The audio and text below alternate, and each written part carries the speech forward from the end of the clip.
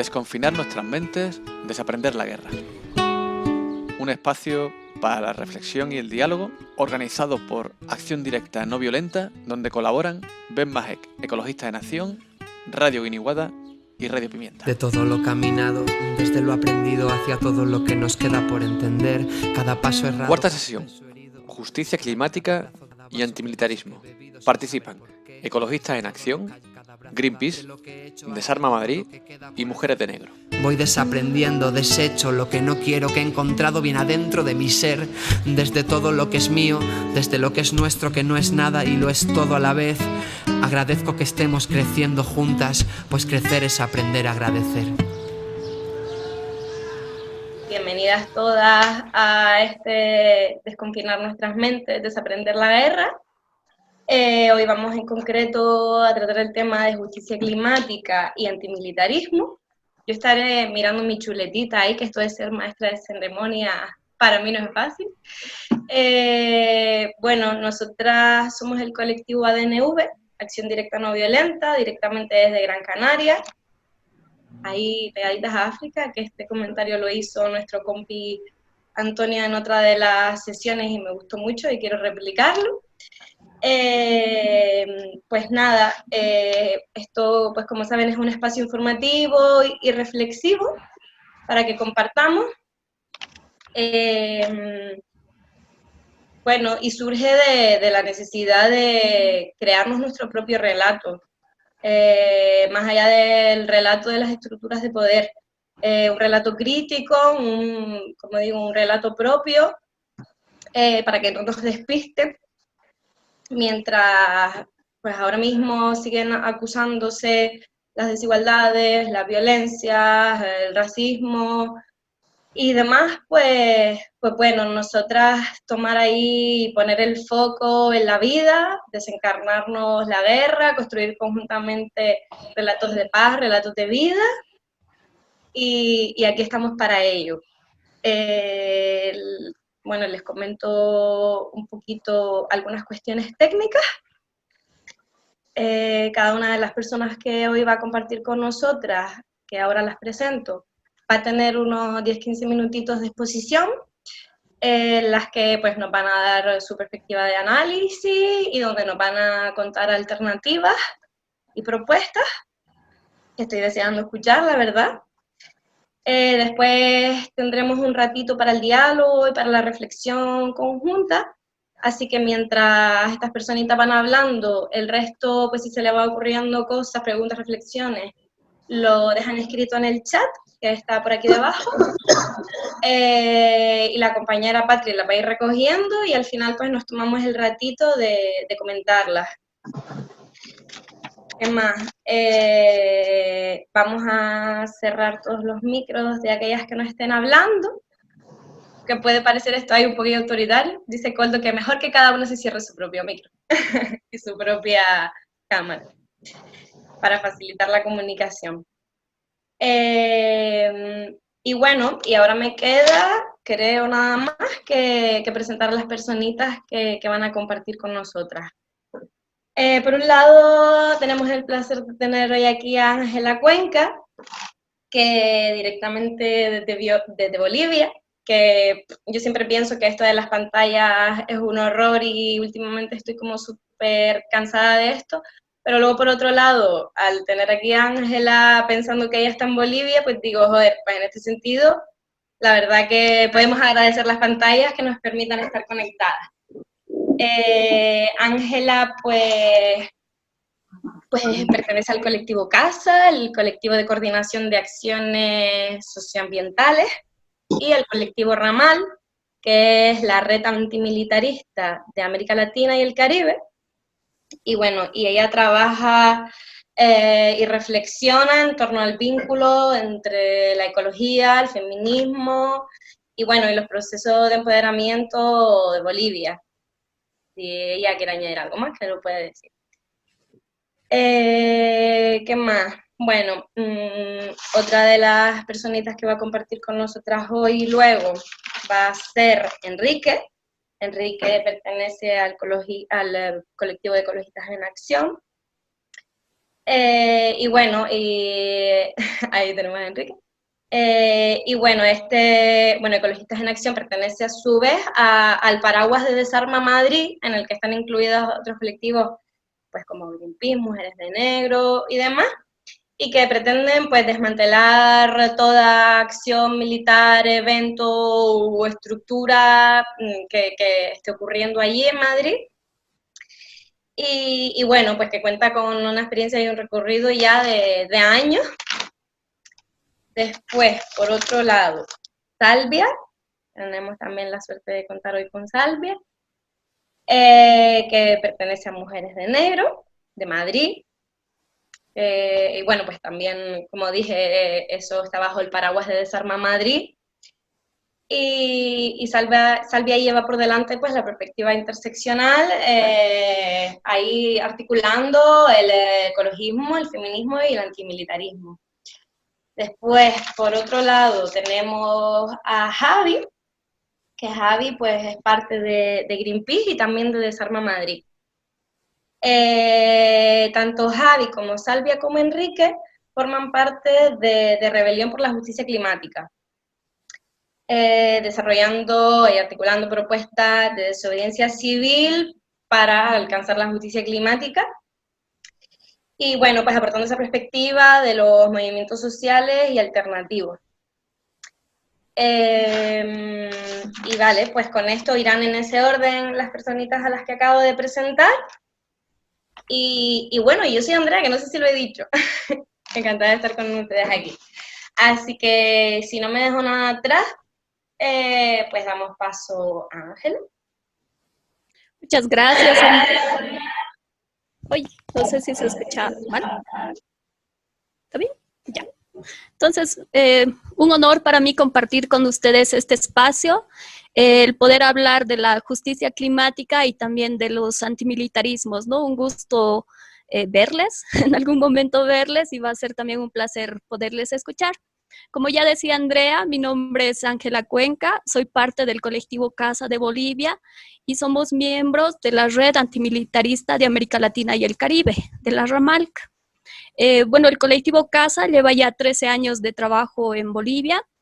Apoyamos a comunidades que están siendo afectadas por empresas mineras, pero también a diferentes organizaciones, instituciones, colectivos que tienen demandas socioambientales, ¿no? Parte de nuestro trabajo es apoyar en procesos de formación colectiva. Tenemos una escuela itinerante de mujeres defensoras que va recorriendo por diferentes comunidades, apoyando y capacitando a compañeras en las comunidades.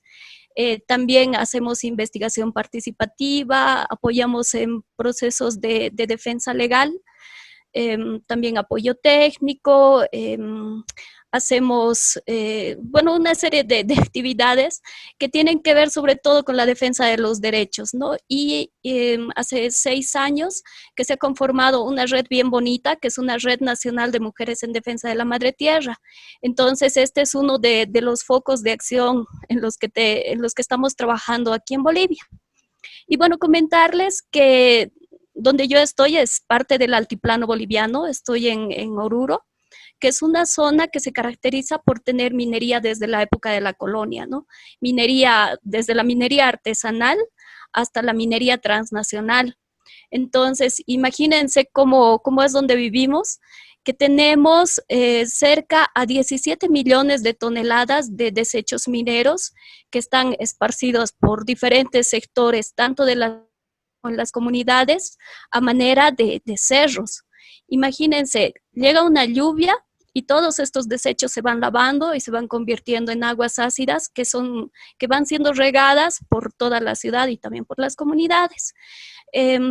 Ya pasando al sector de las zonas mineras, a las comunidades, podemos ver ríos de color plomo, ríos rojizos, con un pH de 3, es decir, altamente ácidos. Y estos ríos se van conectando con unos ríos más grandes, de los cuales muchas comunidades se tienen que aprovisionar de agua o tienen que realizar la pesca. Hace poco nos visitaban unas compañeras de Ecuador y nos decían, pero Dios mío, ¿qué es esto? Estos son ríos muertos.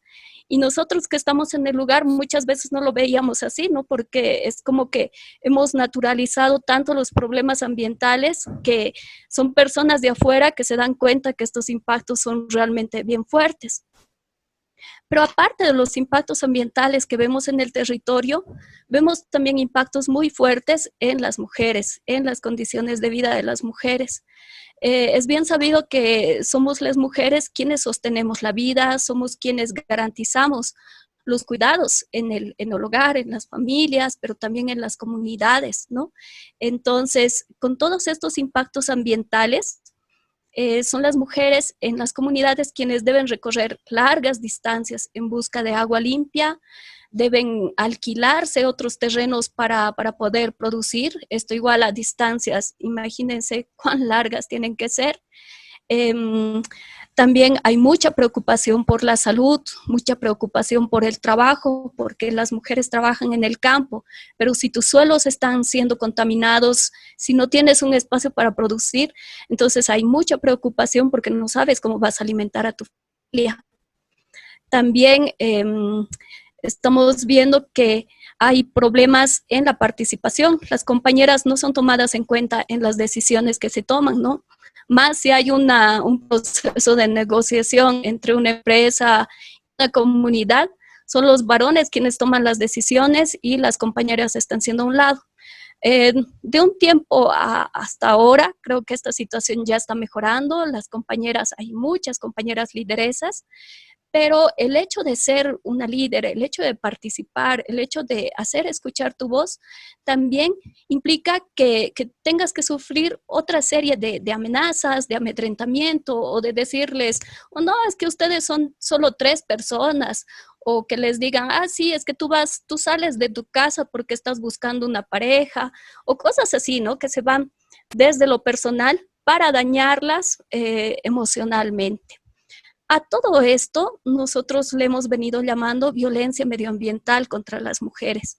Es decir, que el daño ambiental que se produce en tu territorio, este daño que ha sido causado sobre todo por empresas transnacionales, por este capitalismo, este daño está repercutiendo en las condiciones de vida de las mujeres, está afectando sus derechos, está impidiendo que ellas puedan ejercer su derecho a la alimentación, su derecho al trabajo, su derecho a la economía, a vivir en un ambiente sano, a vivir en un ambiente libre de violencia, ¿no? Y aparte se va cruzando con otras formas de violencia, como es la violencia psicológica, como es la violencia física, y también en zonas mineras se ve que hay muchas violaciones sexuales, porque la empresa no llega sola, ¿no? Llega con trabajadores, los trabajadores o seducen a las compañeras o bien las violan porque son gente que es de afuera. Y quien asume la responsabilidad de esto, por lo general, estos casos quedan impunes. A todo esto, a todo este tema ambiental que realmente es bien fregado con el extractivismo minero, se cruza la militarización. La militarización no solo del territorio, sino también de los cuerpos de las personas que están viviendo en el lugar. Por ello nosotros entendemos o describimos a la militarización como una herramienta del extractivismo. ¿Para qué? Para someter a la madre tierra, para someter a las personas, para lograr el despojo territorial. Y esto no ocurre de forma aislada, ¿no? Son los gobiernos quienes están en complicidad con las empresas transnacionales, pero también están en complicidad o están en alianza con los militares, con los policías y militares. En Bolivia esto se ha venido legalizando y también a nivel latinoamericano, ¿no? En muchos de los países se ha legalizado el que puedan utilizar la fuerza pública siempre que se esté afectando los derechos privados, los derechos mineros. En la ley minera que nosotros tenemos, claramente dice que están los derechos mineros por encima de cualquier otro derecho. Entonces, si uno hace una marcha, hace una manifestación, tienen reuniones en la comunidad en resistencia a la actividad minera, tranquilamente pueden ingresar los militares y reprender, ¿no? Hacer represión.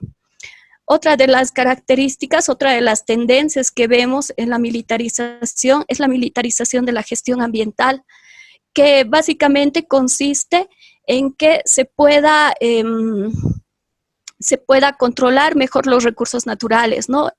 En casi todas las operaciones mineras existen tanto policías como militares resguardando, pero no hacen un resguardo para que se cumpla el medio ambiente, ¿no? Las condiciones ambientales, la legislación ambiental, sino más bien hacen un resguardo para que no se lleven otros los recursos naturales, para proteger de que no haya robos y también para detener a comunidades que quieran resistirse.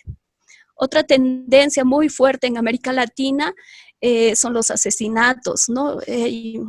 Bien, hay un estudio que muchos de ustedes lo han debido ver, del Global Witness, que es una institución de las Naciones Unidas, en la que menciona que son los defensores del territorio quienes están siendo asesinados así terriblemente.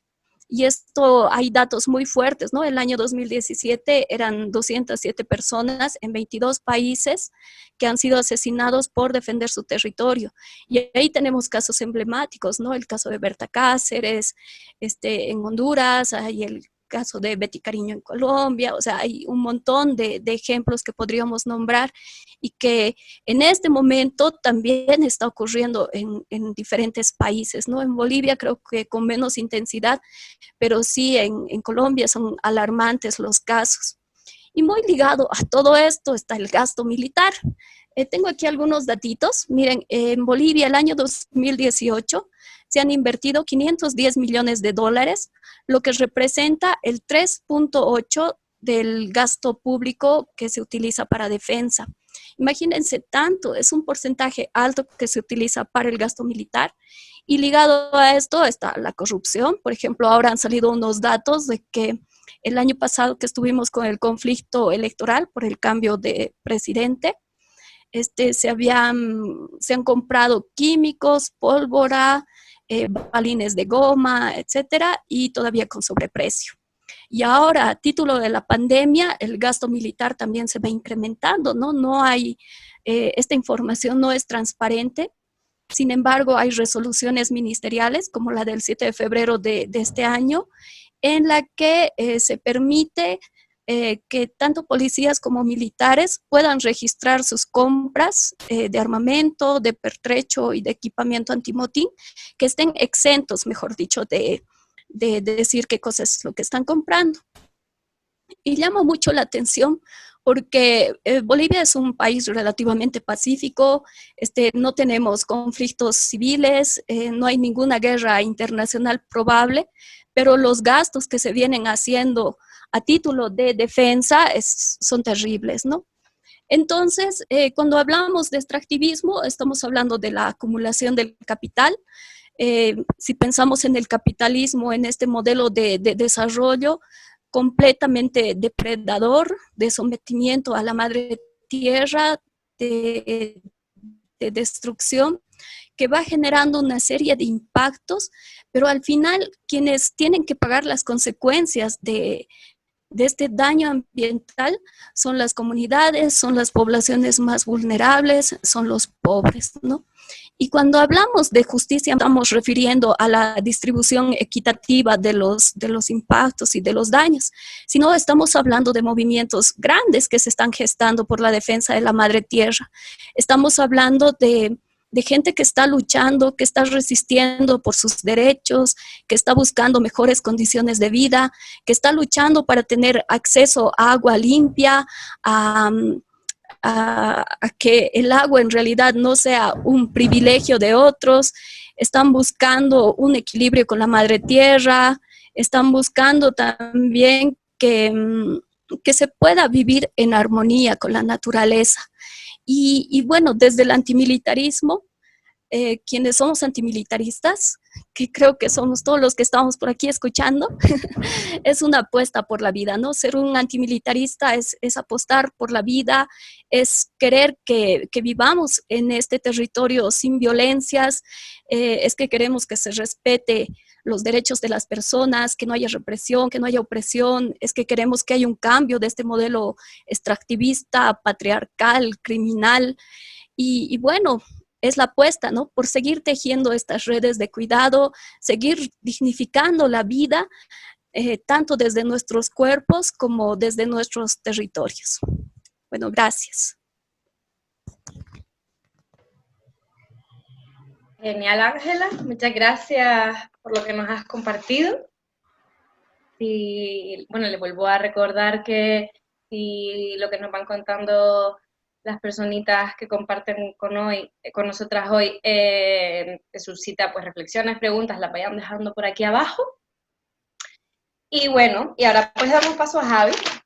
Javi, cuando quieras.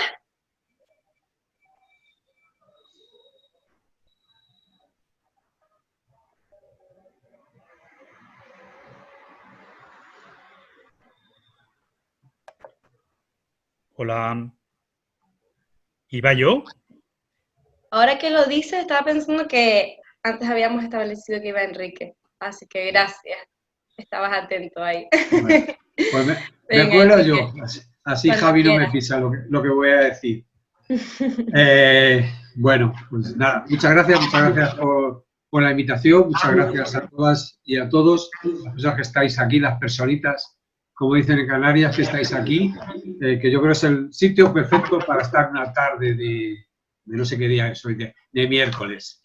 Bueno, yo participo un poco en mis dobles camisetas de Ecologistas en Acción y de Desarma Madrid, y me enganché desde el primer momento a estas charlitas desde Canarias por sus eslogan, ¿no? Sus eslogan, lo repito, son desconfinar nuestras mentes y desaprender la guerra, ¿no? Y yo creo que eso me parecen tan preciosas que en eso estamos aprendiendo mucho en estos momentos difíciles. Como soy un poco desobediente por naturaleza, aunque el título hablaba de justicia climática, a mí me gusta hablar de justicia global. ¿Por qué? Porque yo creo que en estos momentos más todavía tenemos que hablar de una justicia climática, por supuesto, ecológica, pero también de una justicia social, de una justicia económica, de una justicia de género y, por supuesto, de una justicia internacional, de una justicia global, ¿no? A mí la intervención ahora de Ángela me ha dejado encantado, ¿no? De poder escuchar desde el otro lado, ¿no? Y cosas muy diferentes a las que aquí vivimos y sufrimos y sentimos, ¿no? Muchas veces en ámbitos nos preguntan ¿por qué los ecologistas os metéis en estos fregados, ¿no? De antimilitarismo, de otras historias en las que nos metemos, ¿no? Dedicarnos a los pajaritos, a defender la naturaleza y esas cosas, ¿no? Claro, nosotros decimos en ecologistas que nosotros estamos en un ecologismo social que lo que dice es que pensamos que todos estos desastres, todas estas situaciones vienen dados del modelo de producción y del modelo de consumo, ¿no? Y eso es lo que tenemos que atacar, ¿no? Y por eso nos metemos en todas estas historias. Pero ahora, además, en estos momentos estamos sufriendo, y lo vivo en mis carnes y en lo de mis compañeros que nos reunimos y hablamos, una especie de, llamándolo con todos los respetos, una especie de trastorno bipolar, ¿no? De alguna forma estamos viendo y sintiendo cómo con esta terrible situación, cómo la naturaleza vuelve a tomar sentido, cómo baja la contaminación en unos grados importantes, cómo la vida se va desarrollando, cómo se paran muchos procesos, desde el turismo depredador que nos atañe y allí en Canarias lo sufrís, también lo beneficiáis, pero lo sufrís de alguna forma, hasta los conflictos bélicos en algunos sitios se han parado, ¿no? Todo eso es positivo, ¿no? Pero a la vez esto viene dado de una situación terrible de sufrimiento, de desigualdad, de miseria, en la cual, lógicamente, pues, no queremos que esto sea así. Queríamos que fuese de otra forma. Y bueno, la situación que vivimos a nivel climático, a nivel de emergencia climática, ¿no? Que es una palabra que se ha empezado a tener muy en cuenta, pues yo luego lo paso, ¿no? por el chat, un artículo de mi colega, amigo y compañero y un poco gurú y referente, Luis González, que algunas le conoceréis, que hace poco escribía un artículo en Público y que decía, así muy resumido, que en los últimos meses se han producido como 4 fenómenos raros, extraños y potentes, ¿no? Unos son los incendios en Australia, otros han sido la Dana, la terrible tormenta Dana, ahora el COVID-19 y la crisis económica. Yo, y está escrito esto anterior, yo hoy añadiría, y supongo que Luis también, lo que estamos viviendo, ¿no? En este caso, yo oyendo de lo que está pasando en Estados Unidos, tanto a nivel de las cifras del COVID y cómo lo están eso, como lo que ha pasado con el asesinato de una persona, ¿no? Y las repercusiones que está habiendo de manifestaciones, etcétera, etcétera, ¿no? Yo creo que esos fenómenos, y Luis lo decía, como que son indicadores de colapso socioeconómico y ecosistémico. Y ahí queda eso, y que eso dicho por Luis queda muy potente y muy gráfico, ¿no? Yo no me voy a entrar ahora en muchísimo más temas de la justicia climática. Creo que luego podemos hablar todo lo que queráis, ¿no? Ahí, de alguna forma, sí que quiero incidir en que hay y antes lo habéis nombrado en la presentación, todas las organizaciones que estamos aquí hoy representadas, estamos dentro de 2020 Rebelión por el Clima, en la cual, y ya como anuncio, pues el día 5 de junio hemos hecho un llamado a empezar a salir a la calle, que necesitamos salir a la calle, y se han programado distintas acciones de todo tipo, acciones tranquilas, pacíficas, seguras, etcétera, etcétera. En Madrid hacemos una, con poquita gente, más significativa y más simbólica que otro, pero ya en la calle, ¿no? Y todo el que no pueda participar, pues hemos pensado que la mejor forma es sacar corazones verdes a la calle y luchar, y el lema es por la justicia social y ambiental, o sea, digo, para que veáis que está todo muy global. Si hablamos de antimilitarismo, pues yo diría que Ecologistas en Acción, pues yo por lo menos a mi nivel, somos antimilitaristas, pero por sentido común. O sea, no hace falta dar aquí grandes explicaciones. Yo creo que está medianamente claro en el sentimiento de que los ejércitos tienen muy poco sentido, el gasto militar, la fabricación de armas no tiene ningún sentido y por eso somos antimilitaristas, ¿no? Pero somos antimilitaristas también, yo creo que Salvia sabe más que yo de estos temas, ¿no? Porque el ejército, en el caso del Estado español, es uno de los mayores terratenientes de suelo, ¿no? Y hace barbaridades como el tipo que hacen las Bárcenas Reales, ¿no? Las Bárcenas Reales, que es el mayor polígono de tiro de Europa. Y la verdad es que el pasear por allí, que se puede entrar fuera del polígono exacto, es realmente desolador, ¿no? Y hoy, precisamente, hace 41 años que allí, en Tudela, que es donde está cerca, asesinaron a la Guardia Civil, abatió de un tiro a Gladys del Estar, ¿no?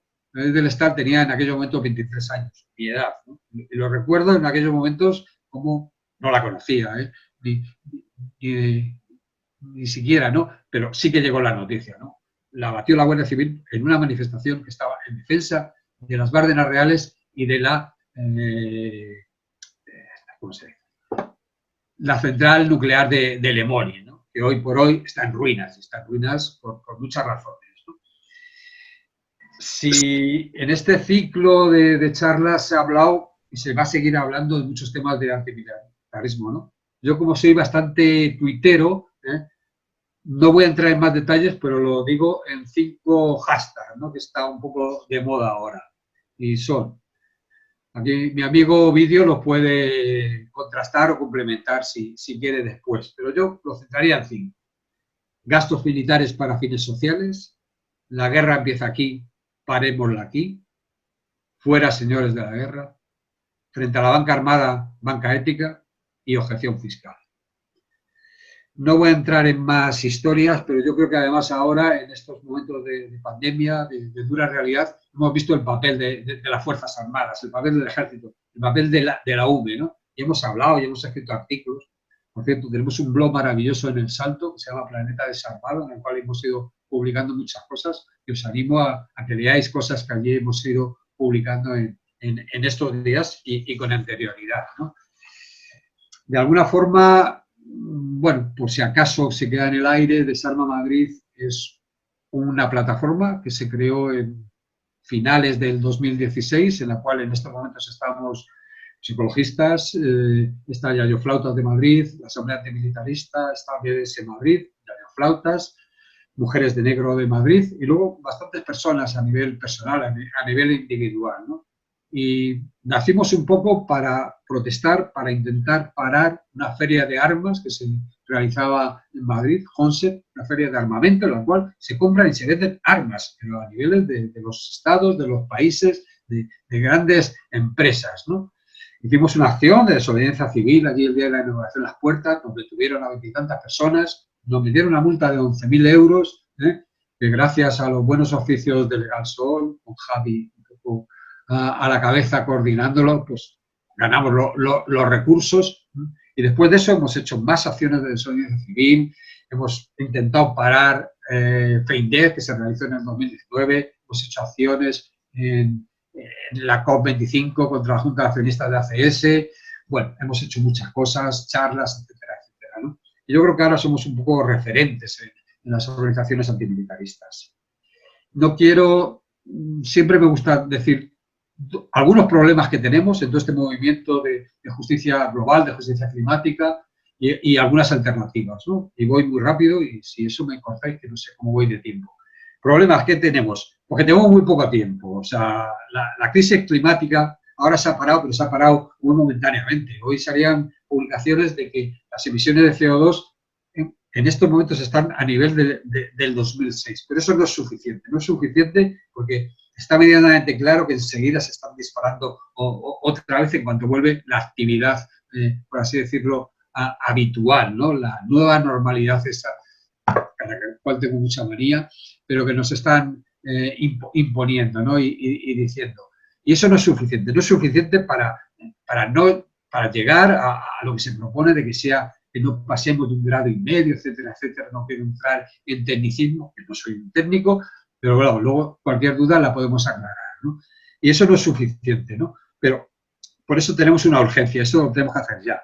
Por otra parte, mucha gente dice, esto, bueno, ya inventarán algo. Pues yo creo que ahora lo de la pandemia ha sido medianamente claro de que no es tan fácil en encontrar soluciones técnicas, ¿no? Al final las soluciones técnicas han sido lavarse las manos, pues unas mascarillas, y confinarnos, separarnos físicamente, ¿no?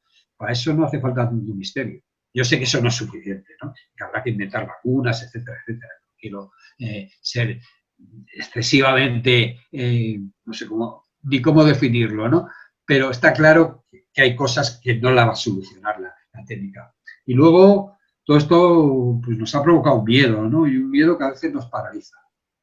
Alternativas, y quiero dejar un mensaje de que pueda haber alternativas. En primer lugar, tenemos que seguir denunciando, ¿no? Y tenemos que seguir denunciando a todos los niveles y como podamos. Tenemos que seguir educando, y yo creo que es vital la educación. Es verdad que en temas, por así decirlo, medioambientales, eso se ha mejorado mucho a todos los niveles, en colegios, en institutos, etcétera, etcétera, ¿no? Temas antimilitaristas es mucho más difícil, el poder acceder y contar nuestra historia en un colegio, en un instituto. Denunciamos todas esas prácticas que está haciendo el ejército de ir a las ferias, a las de enseñanza para intentar aleccionar y captar a jóvenes para el ejército. Eso lo denunciamos porque no tiene ningún sentido, ¿no? Proponemos que se trabaje en red. Yo creo que aquí las organizaciones que estamos aquí pues somos muy visibles, ¿no? de cómo se hace el trabajar en red, el ser más de alguna forma. Y luego comprobamos que la desobediencia civil, las acciones directas no violentas tienen sentido, siguen siendo útiles. Tenemos que seguir incidiendo en ese tipo de acciones, ¿no? Aquí se ha hablado de renta básica de las iguales, está muy bien el ingreso mínimo vital que ha aprobado el gobierno, pero hay que dar pasos y aquí ya se ha hablado, tenemos que hablar de banca ética y luego tenemos que aprender a decrecer, y hemos visto también que es posible decrecer, ¿no? Pero a la vez en otros aspectos, en otros ámbitos, tenemos que dar saltos de escala. Ya no vale que yo consuma ecológico en mi casa, ¿no? Me tengo que meter en un grupo de consumo, pero no tampoco se queda ahí, sino tenemos que dar pasos a un supermercado cooperativo, etcétera, etcétera. Tenemos que ampliar esa red a todos los niveles, ¿no? Y luego, ahora mismo, la creación de redes de apoyo mutuo que se han creado de una forma más o menos espontánea, algunas que ya existían y otras que se han creado con toda esta situación terrible, ¿no? de miseria y de desigualdad. Tenemos que fortalecerlas y ampliarlas, ¿no? Y quitarles ese aspecto, por así decirlo, más bien de ayuda, de dar un poquito al que no tiene, sino de convertirlo realmente en espacios autogestionados, que resuelvan las situaciones, etcétera. Luego, si queréis, os comento alguna historia, por ejemplo, en el Teatro del Barrio que hemos vivido, ¿no? Todo eso hay que potenciarlo. Mi amigo Cirecci, Raúl Cirecci, decía el otro día, desde el sur también, dice, ahora lo más revolucionario es aprender a defendernos colectivamente, ¿no? A construir espacios de autonomía, propios de autonomía. Yo creo que en eso tenemos que trabajar, ¿no? Y luego termino, hay un plan de choque social con una serie de posturas y una serie de alternativas en el cual están muchas organizaciones también. Ya se está preparando una movilización para el día 20 de junio, en el cual se están dando alternativas al tema de la vivienda, al tema de la violencia machista, de los migrantes, de la actividad económica, del empleo, etcétera, etcétera, ¿no? En todo ese tipo de espacios tenemos que confluir. Y bueno, yo aquí lo dejo, así que muchas gracias. Pues genial, Enrique. Muchas gracias por tu intervención. Me gustó eso de que somos antimilitaristas por sentido común. Creo que está siendo súper esclarecedor todo lo que nos están contando, súper enriquecedor y que nos está alentando ahí a continuar en la brega. Pues bueno, ahora continuamos con Salvia. Salvia, estamos deseando escuchar cuando quieras. Hola, muchas gracias. Bueno, lo primero, muchas gracias por este espacio, la verdad que me está encantando y por las, ¿cómo lo habéis llamado? Ahora no me sale la palabra que ha dicho antes Koldovi, pero bueno, por lo que nos han contado Ángela y Enrique, que de verdad me han encantado las dos intervenciones.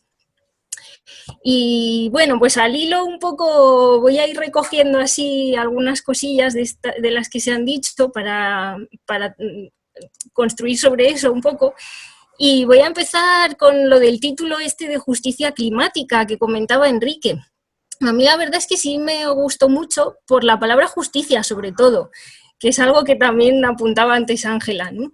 Y es verdad, estoy totalmente de acuerdo en que el clima solo no es el problema es bastante más complejo y tiene mucho que ver con lo social, por eso llamarlo justicia social y ambiental es mucho más correcto, efectivamente, pero sí, me gusta mucho lo de la palabra justicia, porque a mí, por ejemplo, a mí sobre todo me ha ayudado a conectarlo con otras cosas, ¿no?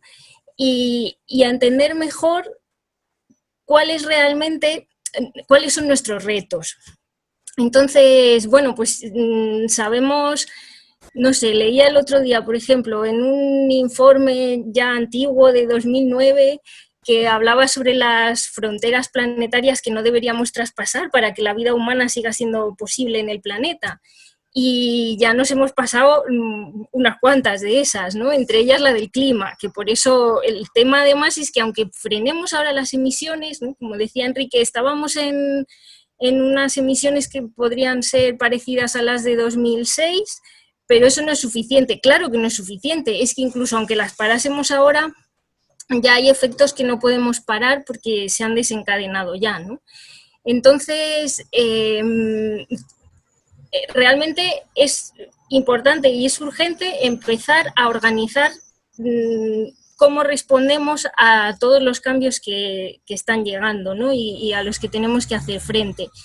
Y las soluciones que nos proponen desde el poder económico, militar y demás, pues en general son siempre aumentar la inseguridad, ¿no? Todo el rato insisten en expandir la producción, en estimular la mayor inversión privada, en el uso de nuevas tecnologías, en inventarse soluciones a problemas muy concretos y se olvidan, o sea, no mencionan en ningún momento la distribución, la justicia, todas esas otras cosas que tienen más que ver con lo que nosotros trabajamos en los movimientos sociales. Y bueno, pues en palabras, esto lo tengo por aquí apuntado en la chuleta, en palabras de un grupo de investigación que se llama The Corner House, dicen: lo que causa escasez en la actualidad seguirá provocando escasez en el futuro. O sea, no consiste en producir más, sino en distribuir mejor, ¿no? Y muchas veces no consiste en tener más cosas, sino en gastar menos cosas. Producir más energía, sino en gastar menos energía. Y bueno, en eso yo creo que realmente el cambio de paradigma lo está frenando mucho el orden establecido y los ejércitos, ¿no? Que son la herramienta por la que se mantienen todos sin cambios. La existencia propia del ejército y de los cuerpos armados es uno de, vamos, no sé si el mayor, pero desde luego uno de los frenos más grandes a que se produzcan cambios profundos, ¿no? A que nos empecemos a plantear pues cuáles son las necesidades humanas, qué es lo que es importante para la vida y cómo podemos abordar eso de forma creativa y justa. Y a ver, por ahí pues eso, desde Mujeres de Negro, por ejemplo, nosotras no hacemos un gran trabajo material, práctico, estilo ONG, pero nuestro campo de actuación, digamos, tiene mucho que ver con ese relato y ese discurso, ese cambiar la perspectiva y empezar a mirar desde otro lado, cambiar incluso el lenguaje. Ahora en toda esta crisis del coronavirus nos hemos saturado de oír expresiones bélicas todo el tiempo en vez de usar un lenguaje sanitario que sería no sé, el que correspondería por naturaleza, ¿no?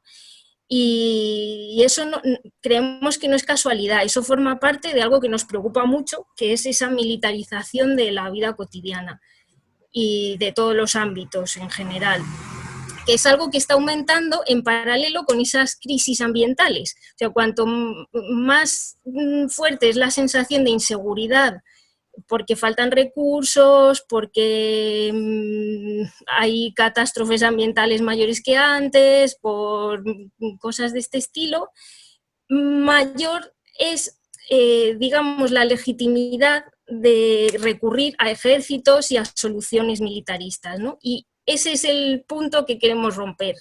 Queremos de verdad plantearnos la paradoja o lo absurdo de ese sistema, porque al final resulta que ese militarismo es el que está manteniendo las cosas tal como están, con una gente que gastamos muchos más recursos que otras, y en vez de fijarnos en cómo hacen, preguntarles, tenerlos en consideración y demás, lo que hacemos es otra vez recurrir a sistemas de poder de acumulación, ¿no?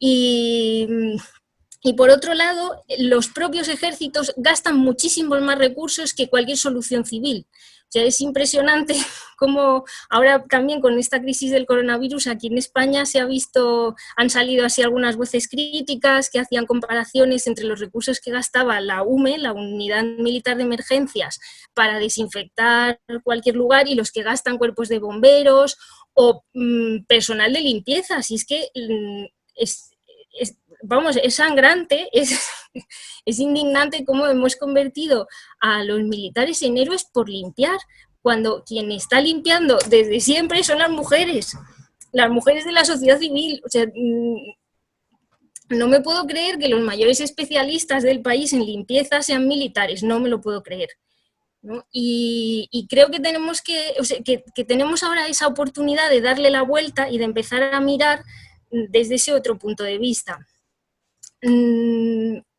Ahí realmente creo que quienes más ideas nos aportan ahora mismo en muchas de estas cosas, también por la proximidad con el lenguaje y cosas así, pues yo creo que son precisamente las redes de América Latina, y por eso la intervención de Ángela es que me ha parecido tremendamente clara, pegada a la tierra, contando la realidad de lo que ocurre y de las alternativas y de cómo se están enfrentando a ellas, ¿no? Y bueno, pues eso, que la tradición de los grupos, de las redes de mujeres enfrentándose a estas cosas es muy larga. Hace muchos años que hay mujeres que se encadenan a árboles en la India para impedir que los corten, que protestan contra las bases militares en Inglaterra, por todo el mundo cojas lo que cojas, pues hay un montón de mujeres trabajando en eso, ¿no? No solo mujeres, pero bueno, destaco en este caso las redes de mujeres porque creo que son el concepto básico de lo que ha mantenido la vida en este tiempo. Y bueno, pues que en ese crear soluciones mucho más sencillas a veces, ¿no? Como decía antes Enrique, pues en vez de inventarnos una vacuna, el primer paso, que a lo mejor también hay que inventarse la vacuna, efectivamente, pero el primer paso ha sido lavarnos las manos, ¿no? Usar mascarillas, distanciamiento físico, tal, soluciones mucho más sencillas que resultan efectivas. Entonces no despreciemos esas cosas más cotidianas, más pequeñas. Y bueno, os cuento ahí un caso que he leído recientemente, pues que por ejemplo en Nepal, que es un país con un montón de ríos y que tiene una gran capacidad para producir energía hidroeléctrica, hubo, pues como era de esperar en la mayoría de los sitios, pues había una tendencia de planificar eso en función de los intereses de grandes corporaciones. Entonces, ¿qué necesitaban? Grandes instalaciones, grandes presas. Y en uno de sus proyectos de construir una gran presa, pues hubo una gran oposición social. Frenaron el proyecto.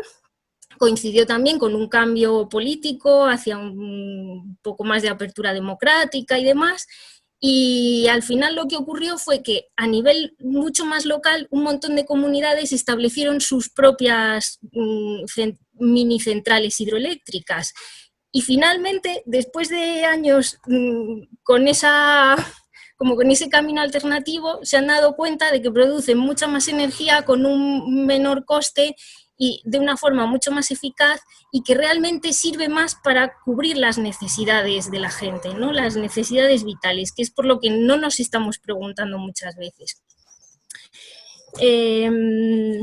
A ver, así... os iba a leer también una cosa de un artículo antiguo de la FAO, porque me impresionó cuando estuve buscando así información sobre cómo han ido evolucionando algunas cosas durante esta crisis del coronavirus, y resulta que en 2006, o sea que hace ya un porrón de años, en 2006 ya publicaban dos investigadores un parrafito que os voy a leer. Dicen, como el SIDA, la mayoría de las enfermedades infecciosas emergentes son causadas por virus, aunque otras son causadas por bacterias, protozoos, helmintos y hongos. A menudo, estas enfermedades no son de interés prioritario para la investigación hasta que se convierten en amenazas para las sociedades opulentas, por lo cual el conocimiento acerca de su distribución y biología es muy escaso en la mayoría de los casos. La orientación histórica de la medicina tropical hacia la comprensión de la historia natural y ecología de la enfermedad fue desdichadamente abandonada con la llegada de la biomedicina moderna y la creencia errónea de que las enfermedades infecciosas habían sido vencidas por la ciencia.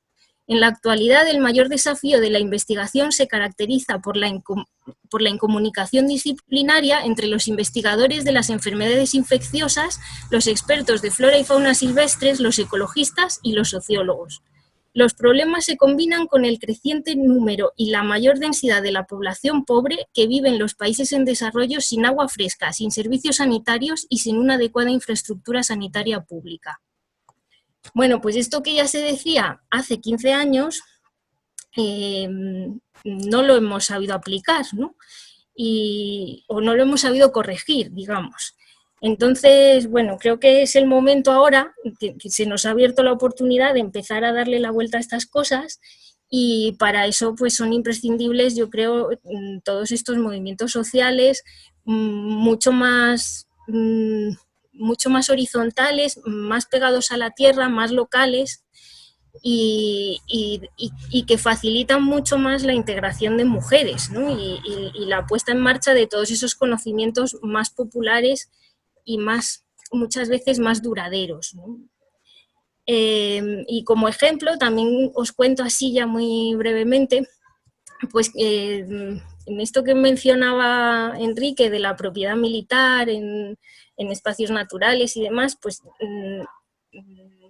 hace un par de años, pues empecé un trabajito para Ecologistas en Acción, que aún no les he terminado y espero que me perdonen por la tardanza, pero bueno, gracias a eso pues descubrí que en el territorio español hay 106 propiedades más o menos de carácter natural, o sea, de carácter, digamos, no agrícola, ni industrial, ni urbano, sino más bien tipo monte forestal, que están en manos del Ministerio de Defensa, que se utilizan como instalaciones del ejército y se utilizan mucho, de hecho. Se hacen ejercicios de la OTAN, se hacen maniobras europeas, se hace de todo. Y de todos estos espacios resulta que los que mejor se conocen, o sea, en los que mejor se conocen el impacto de las actividades en sí mismas y todo lo demás son aquellos que más ha vigilado la gente del entorno. O sea, allí donde hay grupos ecologistas o grupos antimilitaristas tomando nota de lo que ocurre, son aquellos de los que ahora tenemos más información. No es casualidad, o sea, nuestra labor es importante. Y yo creo que sirve para construir en el futuro, ¿no? Jamás nos enteraríamos de algunas cosas si no hubiese alguien que lo apunta y nos lo cuenta. Y bueno, pues en eso os agradezco también a todos vuestra participación y eso. Genial, Salvia. Muchísimas gracias por ayudarnos a cambiar de paradigma, de mirada. Es alentador, la verdad. Y sí, también súper de acuerdo en que lo que hacemos sirve para construir, si no, no estaríamos aquí. Y ahora, pues bueno, Javi, te escuchamos, tienes la palabra, ahora sí. Adelante. Gracias, Andrea. A ver, yo como... se oye bien, ¿verdad? Bueno, si estáis con el micro apagado. Yo como tengo la chuleta no al lado, sino en la pantalla, pues haré una mirada a la chuleta y a la cámara a la vez, más o menos. ¿Vale? Bueno, en primer lugar agradeceroslo a las personitas de Acción Directa No Violenta que lo organizáis, a las organizaciones que colaboráis, a BENMAJEC, Radio Guiniguada y Radio Pimienta, y a las personitas que asistís al enésimo webinar ya del confinamiento. Y nada, bueno, es un gusto estar en familia aquí, a ver si nos vemos en la EVA este año, en la Escuela de Verano Antimilitarista, que no sé cómo irá, la verdad, con esta situación extraña. Pues bien, hablando de situaciones extrañas, a nadie se nos escapa que el COVID pues, ha sacudido de alguna manera nuestra civilización, el modelo social y económico y las debilidades, digamos, que tenía el sistema para sostener nuestra propia vida, la vida de las personas y de la humanidad. Desde el aumento de enfermedades zoonóticas, íntimamente relacionadas con la pérdida de biodiversidad, especialmente en los bosques tropicales, a las cadenas globales de suministro, la especialización geográfica de la producción y el neoliberalismo salvaje, que hacía pues, que, por ejemplo, pues estos chantajes que se daban, que parecían del mercado negro para conseguir los mecanismos de protección adecuados y demás, ¿verdad? De alguna manera, esto se ha puesto un poco al desnudo. Este sistema no funciona. Este sistema global no funciona, nos hace débiles frente a estas situaciones.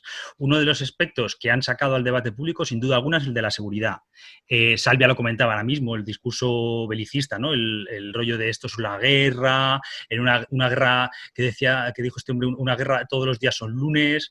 En la guerra, todos somos soldados, tenemos que derrotar al virus, el virus es el enemigo, etcétera. Este tipo de discurso que hemos criticado desde todos los ámbitos antimilitaristas y no solo, ¿no? Porque era escandaloso. La misma presencia militar en ruedas de prensa del jefe del Estado Mayor de la Defensa, con todos sus galones, para, bueno, enfrentar algo que en principio era una emergencia sanitaria.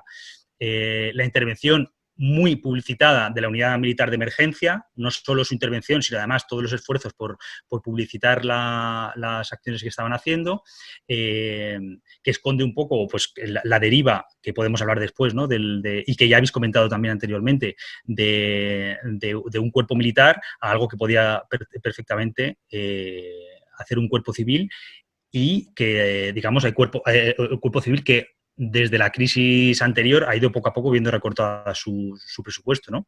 Hablemos de bomberos, de protección civil y demás. También hemos asistido a la observación de la vigilancia y el control de la población. pues los estados mismos de alarma o estados de excepción, la misma ley Mordaza, que el PSOE, si recordáis, en 2015 planteó un recurso de inconstitucionalidad, todo el mundo se llevó las manos a la cabeza 5 años atrás. Esto era una deriva autoritaria intolerable por parte de la mayor parte del arco parlamentario y 5 años después, en este contexto de crisis, resulta que es el mismo PSOE el que en el estado de alarma propone como medida para digamos, controlar la población, pues la misma ley Mordaza a la cual recurrió en inconstitucionalidad, ¿no? Que nos ha convertido, por cierto, en el país más sancionado con suma diferencia de todos los países de nuestro entorno. Que no sé si llevamos ya 1.200.000 sanciones, algo así, que serían como el 2% de la población si le tocara una a cada una, que ha sido sancionado por esto, ¿no? Propuestas de tecnología de control en los móviles, etcétera, etcétera. E incluso aquí no, pero en otros países hemos visto, en Rumanía, América Latina, hemos visto tanques patrullando las calles directamente. Para una emergencia sanitaria, los tanques en las calles. Bien, estas son situaciones excepcionales, como dice Naomi Klein en la doctrina del shock, que plantean un escenario de acumulación de poder y pérdida de contrapesos que ponen una alfombra roja a estos regímenes autoritarios o a lo que se ha dado en llamar las democracias iliberales, que ya no tienen contrapesos, son democracias más o menos formales en las que una puede ir a votar cada X tiempo, pero todo el resto de mecanismos que forman parte de un sistema democrático maduro no existen. Lo estamos viendo hoy en Estados Unidos. ¿Quién diría que es como la cuna de la democracia o, en fin, la democracia moderna o como se le quiera llamar, ¿no? Con la respuesta a las protestas al asesinato de George Floyd bajo la rodilla del policía. Pues eso, un discurso de excepcionalidad, la Guardia Nacional en las calles, el enemigo interno, que en este caso era la organización Antifa, que les han dado, Trump le ha dado más publicidad que la que ha tenido nunca, en este caso a lo mejor felizmente, y demás, ¿no? ¿Qué significa entonces seguridad cuando ocurre este tipo de situaciones? ¿A quién beneficia el discurso securitario? Pues claro, esta gente que enarbola este discurso securitario nos plantea un binomio entre seguridad y libertad, que esto ocurrió en el año 2001, recordáis con los atentados, ¿no? Se aprobó la Patriot Act, que era un recorte, sin duda alguna, nunca visto en ninguna democracia moderna, de libertades, una capacidad del Estado de controlar a su población, y esto iba a ser algo temporal para controlar la amenaza terrorista. Pues bien, estamos 19 años después y prácticamente todas las disposiciones, todo el articulado de la Patriot Act sigue vigente y reconfiguró de alguna manera las posibilidades de libertad en Estados Unidos, ¿no? Entonces, este binomio entre seguridad y libertad es una falacia que le interesa determinar a quien emite este discurso. Frente a ese discurso, ¿qué podemos hacer? Pues porque este discurso se une, digamos, de estereotipos, de prejuicios, desarrolla una autoridad como una amenaza, sea una amenaza externa, sean los migrantes que vienen a invadirnos, sean o países de otro bloque, amenaza interna en este caso como los grupos que se denominan terroristas y demás, ¿no? Y necesitamos enarbolar de alguna manera una bandera de comunidad, de servicios públicos y del bien común. Entonces, en este contexto de inestabilidad creciente necesitamos encontrar una estrategia que evite la equidistancia y confronte con ejemplos. Lo que no vale es posturas de alguna manera equidistantes. Y hoy lo estamos viendo. Hay mucha gente que se está, digamos, quitando la careta de alguna manera, intentando afrontar esto con alguna equidistancia que de alguna manera éticamente subleva, ¿no? Entre el fascismo y el antifascismo, etcétera, etcétera. Ante este tipo de situaciones, el silencio o esta equidistancia nos convierte en cómplices. Y ojo, que esto ya se ha dicho muchas veces, pero conviene recordarlo. En Estados Unidos está bien, pero que miremos también en casa la valla de Melilla, los CIES, las muertes y la necropolítica europea en el Mediterráneo, las temporeras en Huelva, etcétera, etcétera. Esto es algo que nos ocurre en casa que cuesta a veces más hablar aquí, ¿no? Entonces, discursivamente, 5 pilares en los que para mí no caben medias tintas. El antifascismo, el antirracismo, el internacionalismo, el feminismo y el ecologismo. Todas ponen la vida de las personas y del planeta en el centro y se oponen a otros regímenes o a otras ideologías que precisamente sacan la vida o eliminan la dignidad de la vida de algunos colectivos, etcétera, etcétera. Además de esa batalla en el discurso, en el posicionamiento, pues necesitamos iniciativas comunitarias, que Enrique ha citado un montón en ese discurso motivador para tomar acción, digamos, más allá del discurso. Estas iniciativas comunitarias son el antídoto contra el odio, de alguna manera que significan trabajar en comunidad y quien prueba o quien probamos las miras de la solidaridad y el apoyo mutuo, damos un paso que no tiene vuelta atrás y de esto estoy seguro que todas las personas que estamos aquí lo conocemos de buena mano. Y de otra manera, disputar en el marco discursivo el concepto de seguridad, una seguridad que ponga en el centro a las personas y a la justicia social y ambiental. No una justicia, como antes comentaba, una seguridad que ponga la falsa dicotomía entre seguridad y libertad en el centro. Pongamos la justicia social y la justicia ambiental en el centro. Esta pandemia, sus consecuencias y sus reacciones nos pueden servir de espejo precisamente a lo que veníamos a hablar en la charla, ¿no? de la justicia climática. Un espejo para las peores consecuencias del cambio climático que pueden estar por venir.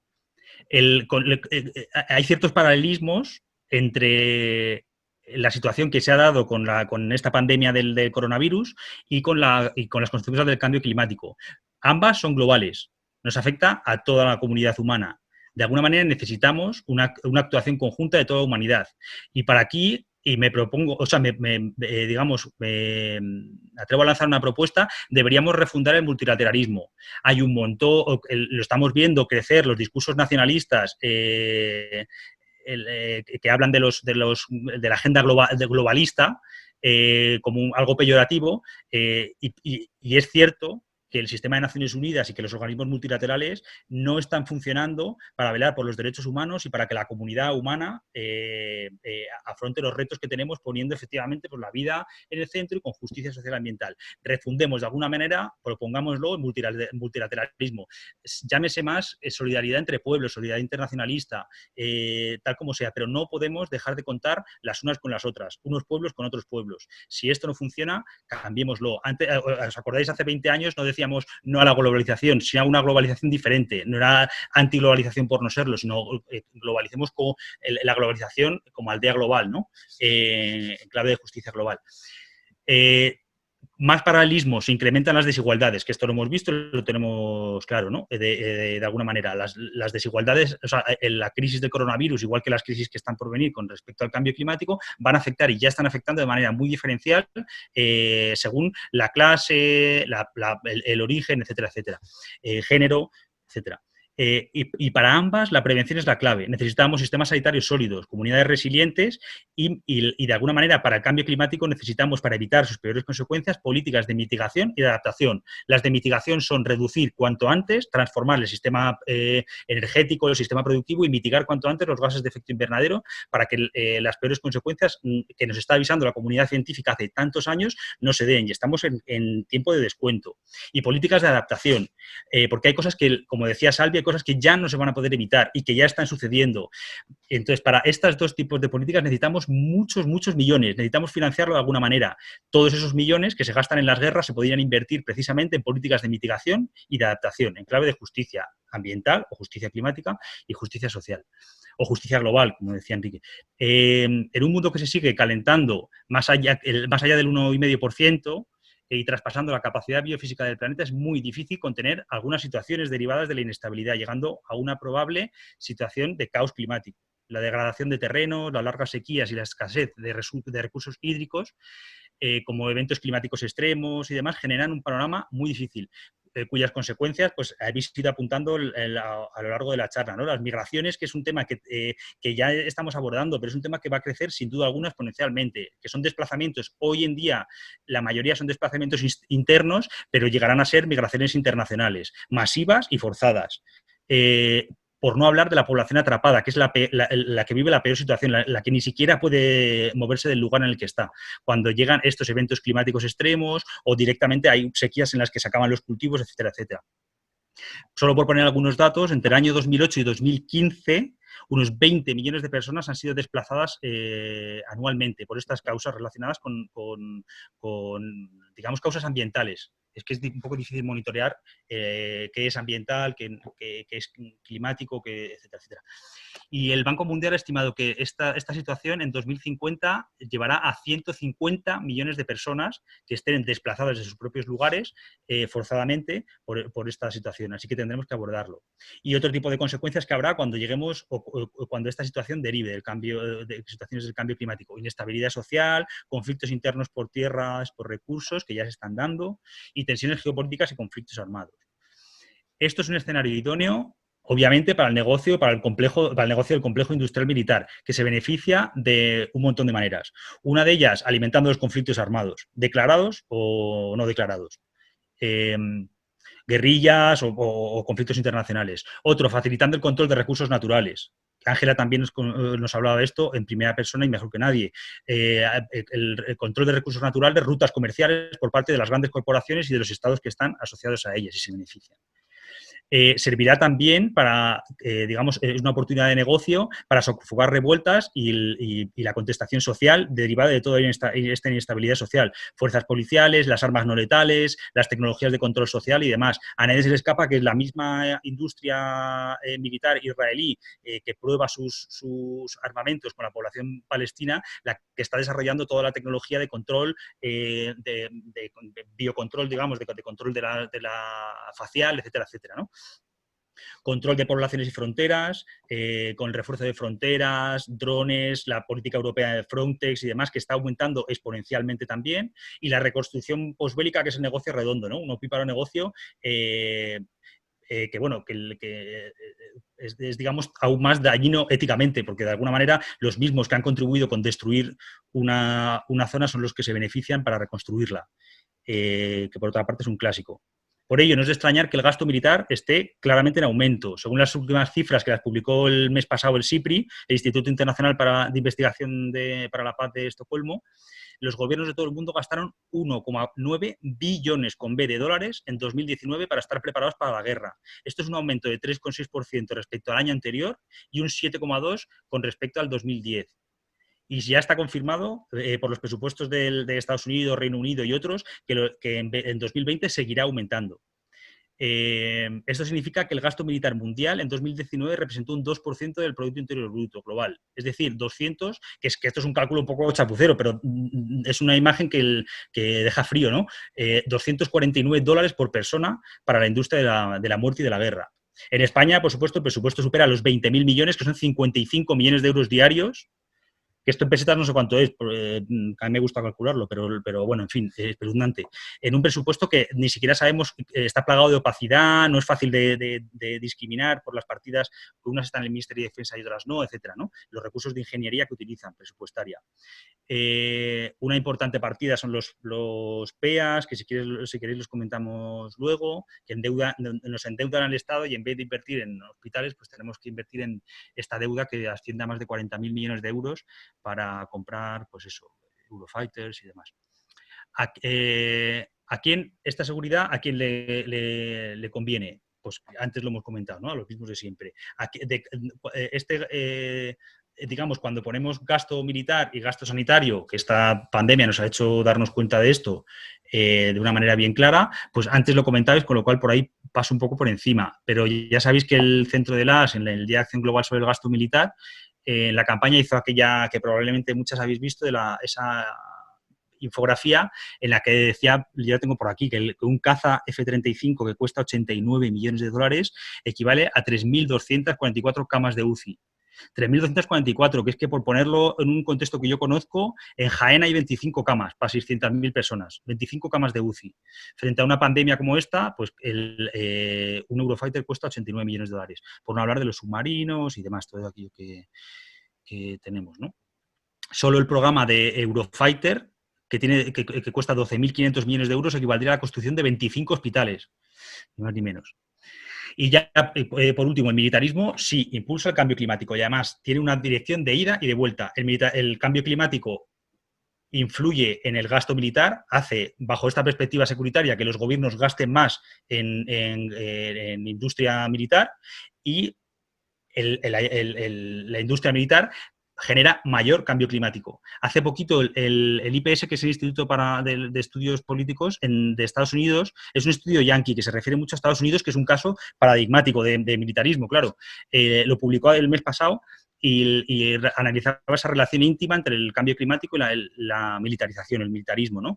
Y ponía varios ejes de análisis. Uno de ellos es la relación de las guerras por petróleo y por recursos naturales. Pues entre un cuarto y la mitad de las guerras internacionales desde el 73 han estado relacionadas con el oro negro, con el petróleo.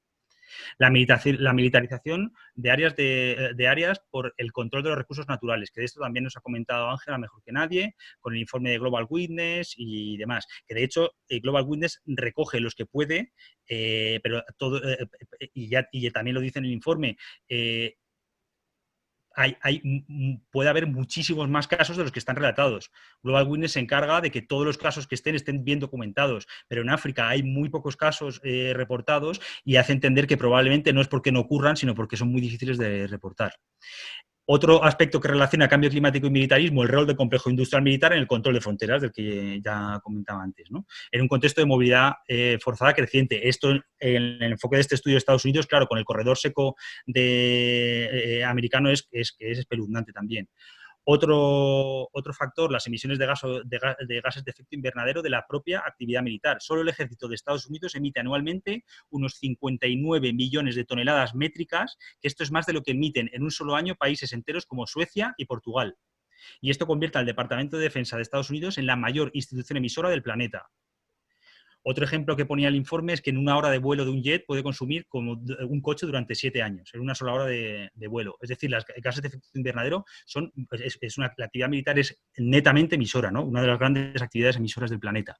Y por último, el gasto militar en oposición a la transición energética. Con lo que Estados Unidos ha gastado en hacer la guerra en las últimas 2 décadas, habría podido financiar la transición energética a un modelo 100% renovable en todo Estados Unidos y aún sobraría pasta.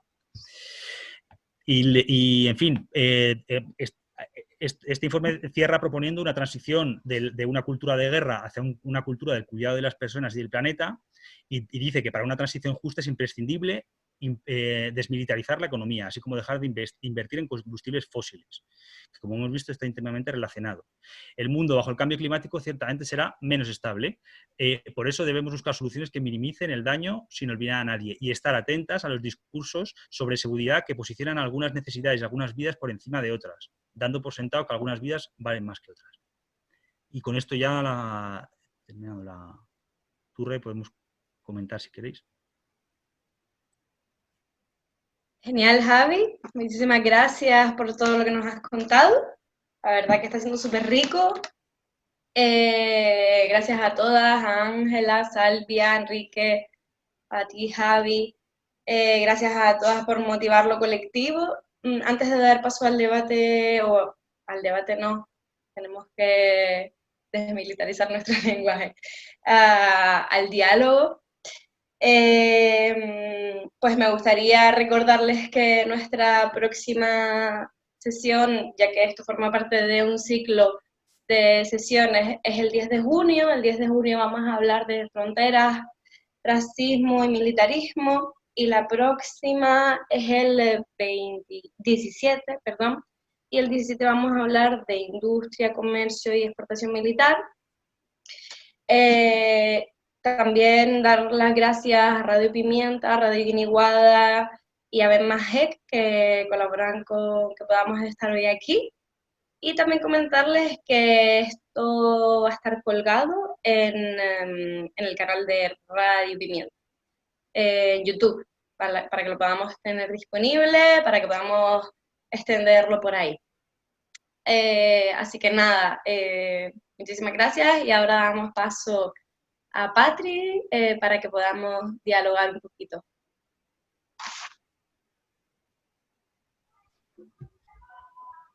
Hola, ¿se me oye? ¿Se me ve? Yo no entiendo mucho estas cosas.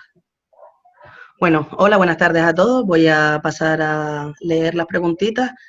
Las voy a leer seguidas porque no son muchas. Y bueno, comienzo. Paola Castaño pregunta, bueno, voy a comenzar leyendo las 2 primeras preguntas. Van hacia, estoy nerviosa, perdón. Van hacia Ángela, ¿vale? Paola Castaño pregunta que cómo se pueden transformar las lógicas de género en las comunidades rurales y activar la participación de las mujeres en la resolución de los conflictos, considerando que las relaciones y roles de género, las pautas se suceden en las familias y en la comunidad, y a su vez cómo ha sido la experiencia desde el colectivo Casa. La segunda pregunta, también a Ángela, la realiza María José Suárez, y pregunta qué responsabilidad podríamos tener desde España con lo que ocurre con las empresas mineras, teniendo en cuenta pues lo desolador del relato y la confrontación de la lucha de la industria minera con Bolivia. Y estoy nerviosísima, perdón. Bueno, la siguiente, Pedro pregunta cómo podríamos desarrollar un trabajo para una defensa colectiva sumando todas las luchas, dado que la lucha debería enfocarse para derribar el sistema capitalista. Y a su vez hace un comentario sobre, dice que el multilateralismo institucional no son más que iniciativas de poder por legitimarse, que lo que necesitamos es articular redes desde abajo, asamblearias, antimilitaristas y antipatriarcales. Y bueno, por último, Federico también hizo una petición de que estaría bastante bien si se pudiese ampliar algo de información acerca de la defensa colectiva, algo que leer o demás. Perdón por el trabe y nada, y damos paso a la respuesta. Bueno, empiezo. Gracias, Patri, y gracias a todos por sus preguntas y comentarios. Bueno, en principio, ¿cómo se pueden transformar las lógicas de género? Sabemos que estas lógicas vienen ya desde un sistema patriarcal que está realmente enraizado en la cultura, ¿no?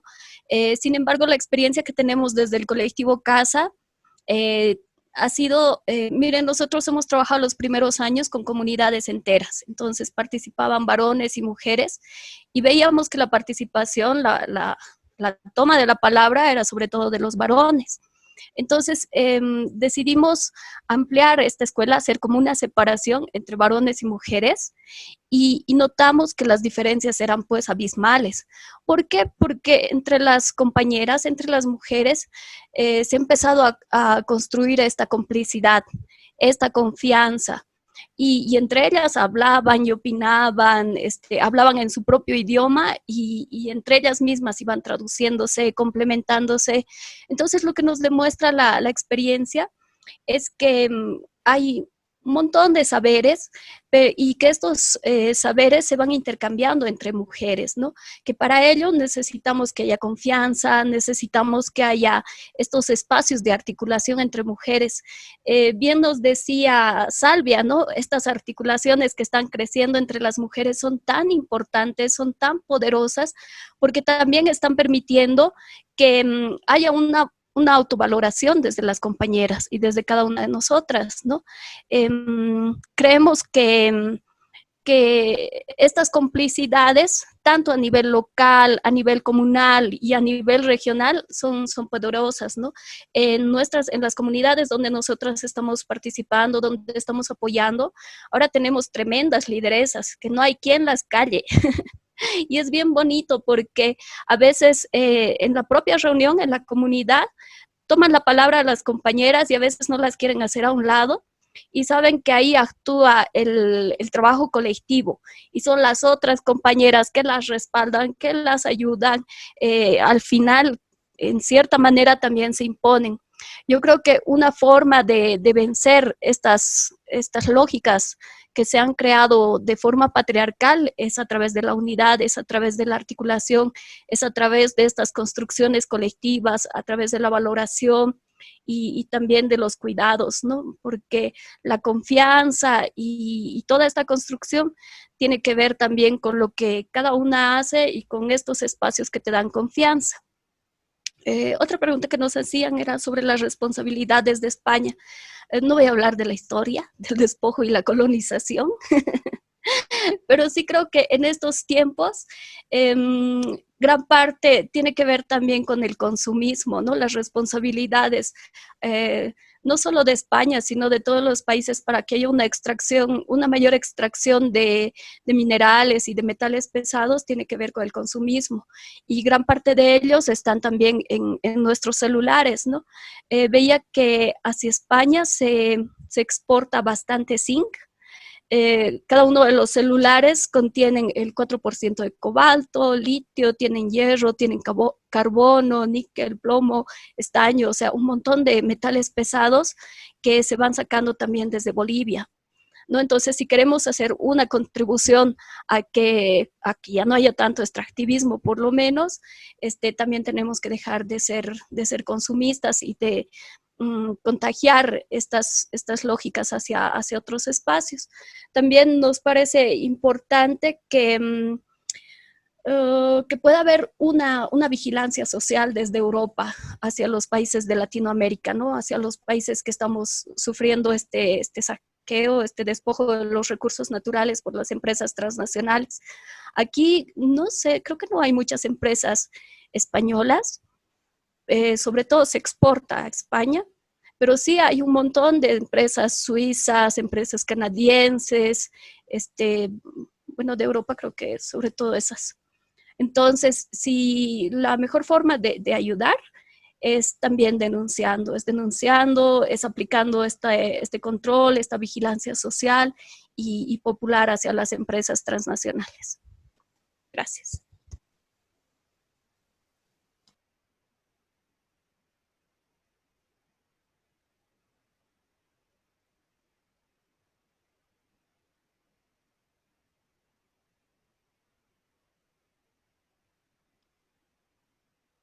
Vale, genial. Supongo que habrá alguna preguntilla más o reflexión por ahí que queramos compartir, ¿no, Patri? Perdón, es que no sabía si tenía que ponerme otra vez o si los dejaba fluir. Vale, sí, voy a repetir las preguntitas de antes. Esta vez intentaré ser un poquito más elocuente. Bueno, antes decía que Pedro comentaba, en general, supongo que es una pregunta a todos, que cómo podríamos desarrollar un trabajo para una defensa colectiva sumando todas las luchas, entendiendo que la lucha debe enfocarse para derribar el sistema capitalista. Y ya que estamos, lanzo la otra, que también es de Pedro. Es un comentario que dice que el multilateralismo, en base a lo que estaba comentando Javi, que el multilateralismo institucional no son más que iniciativas de poder por legitimarse, que lo que necesitamos sería articular redes desde abajo, asamblearias, antimilitaristas, antipatriarcales, etc. Estas son las preguntitas y las reflexiones que quedan. No sé si...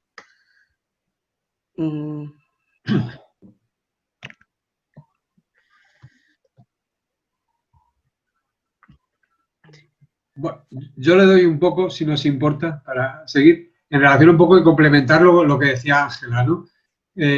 Os he pasado ahí un link que si lo buscáis luego en internet, pues es IBEX 35 en guerra contra la vida, y ya sale el informe, y un informe que hemos hecho en Ecologistas junto a OMAL, otras organizaciones, en la cual denunciamos. Yo creo que está ahí un poco en la clave que decía Ángela, ¿no?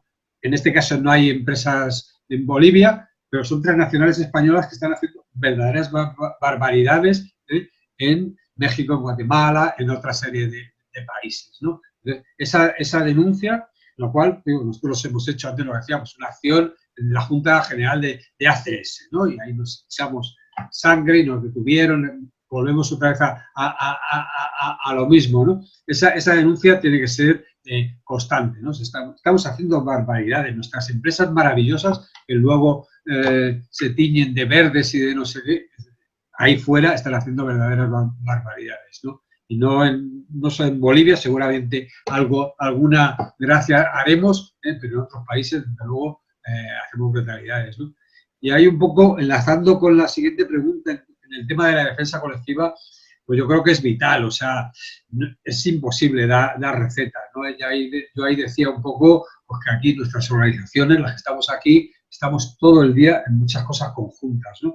Y ya no vale el que yo haga una cosa a nivel individual, ¿no? Ni siquiera una organización sola. Tenemos que juntarnos en espacios y es verdad que tenemos nuestras diferencias, nuestras cosas un poco matices en muchos casos, pero son solamente en muchos casos nada más que eso, matices, ¿no? Y tenemos que juntarnos, que unir nuestras fuerzas y sí que hay plataformas, ¿no? Hay plataformas que nos gustaría que fuesen más grandes, que tuviesen más potencia, que tuviésemos más posibilidades de darnos a conocer, pero ahí está 2020 Rebelión por el Clima, está el plan de choque social que antes he nombrado, en las cuales estamos allí trabajando, ¿no? Y yo creo que ahí está un poco la base en la que ahí, no sé, con Javi participamos en defender a quien defiende.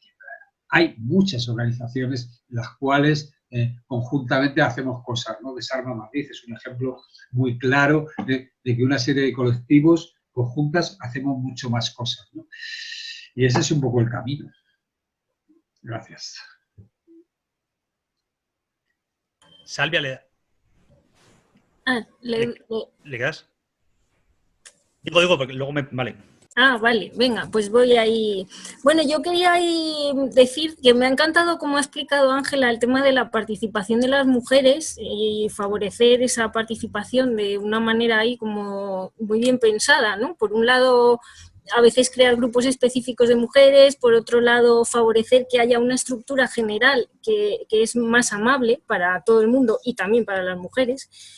Y en contraposición, sí que quiero nombrar un momentito ahí, hay una resolución de la ONU para la resolución 1325 o 1325 que dice que tienen que participar las mujeres en las mesas de negociación de los acuerdos de paz cuando hay un conflicto. Y sin embargo, en cuanto nos descuidamos, eso se traduce en que en vez de llevar a militares hombres a esas mesas de negociación, colocan allí a militares mujeres. Entonces hay que estar ahí muy al loro y tener redes fuertes para poder defendernos de esas estrategias de asimilación del poder, ¿no? Del sistema. Y bueno, que en ese caso pues, consideramos un éxito las redes de Colombia, que sí que es verdad que han conseguido las mujeres colombianas pues, participar en esas cosas. Y totalmente de acuerdo con lo que decís del multilateralismo, del trabajo en colectivo. Yo creo que la defensa es muy amplia, el concepto de defensa es algo muy amplio y defensa también es eso, pues denunciar las cosas que consideramos importantes, trabajar en común, sostener la vida todos los días. O sea que quizá lo primero es eso, pues valorar lo que hacemos y no rendirnos, seguir ampliándolo, ¿no?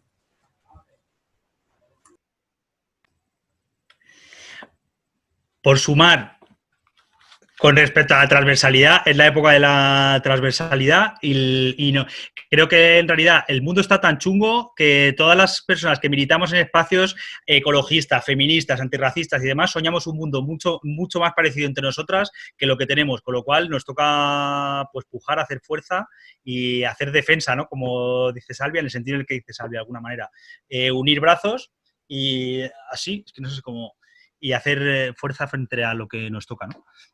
Con respecto al multilateralismo, yo estoy de acuerdo que está bien que son instituciones de poder legitimándose a lo largo de todo el globo. Pero vamos, que los estados son un poco lo mismo. Y si no, pues, o sea, si el estado no es la representación de la estructura de poder, pues venga quien sea y lo vea. Entonces, nos toca trabajar en todos los ámbitos. Yo enarbolaré a mi querido John Holloway cuando decía que tenemos que abrir grietas en el capitalismo. Es decir, que lo decía en aquel libro que era cambiar el mundo sin tomar el poder.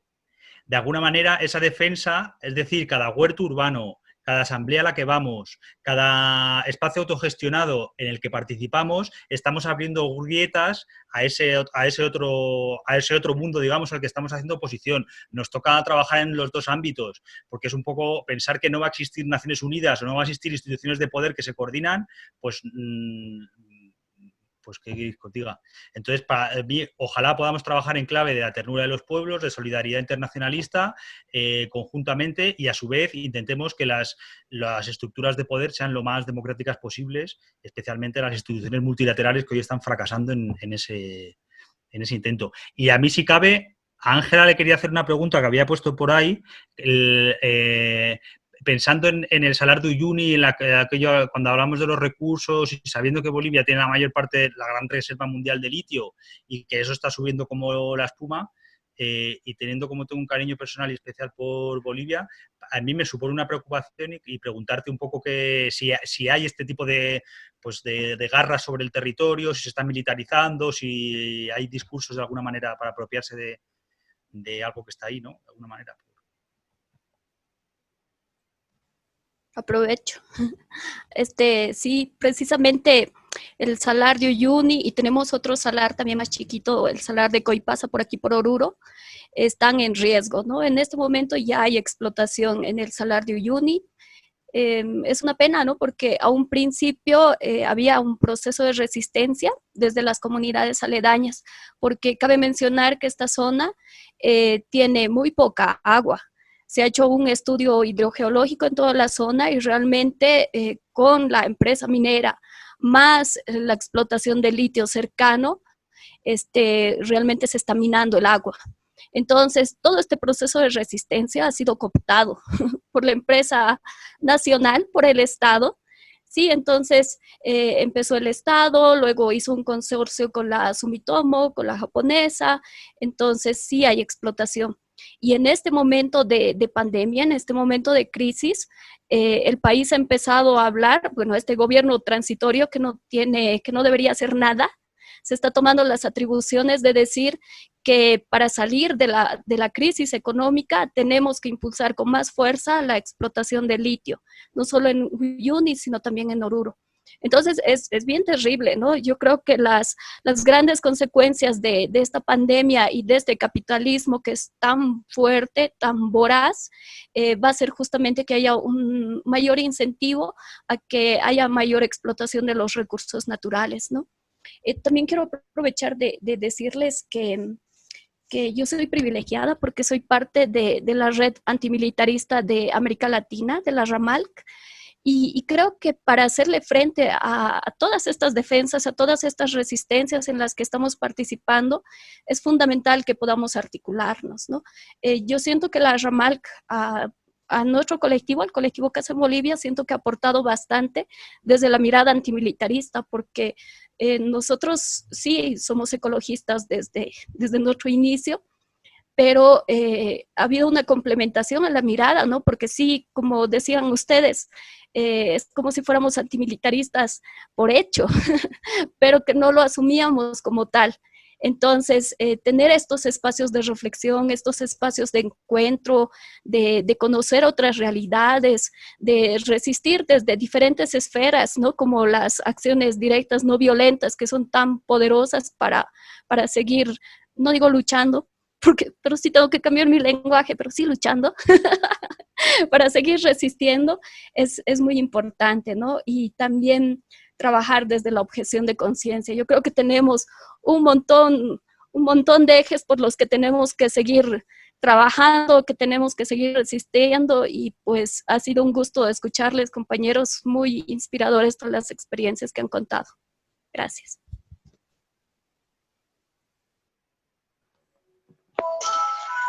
Pues muchísimas gracias a todas, la verdad terminamos justo a tiempo. De verdad que ha sido todo un lujo. Seguimos enredándonos, seguimos en la brega y bueno, nos vemos en la próxima sesión, si les apetece, que como ya les dije es el día 10 y la próxima el 27. Gracias a todas las asistentes, a Radio Uniguada, Radio Pimienta, Magec y a todas las compañeras de ADN-Web. Ha sido un placer y recuerden que esto quedará colgado en YouTube, en el canal de Radio Pimienta. Un abrazo a todas. Voy desaprendiendo, desecho lo que no quiero, que he encontrado bien adentro de mi ser, desde todo lo que es mío, desde lo que es nuestro, que no es nada y lo es todo a la vez. Agradezco que estemos creciendo juntas, pues crecer es aprender a agradecer.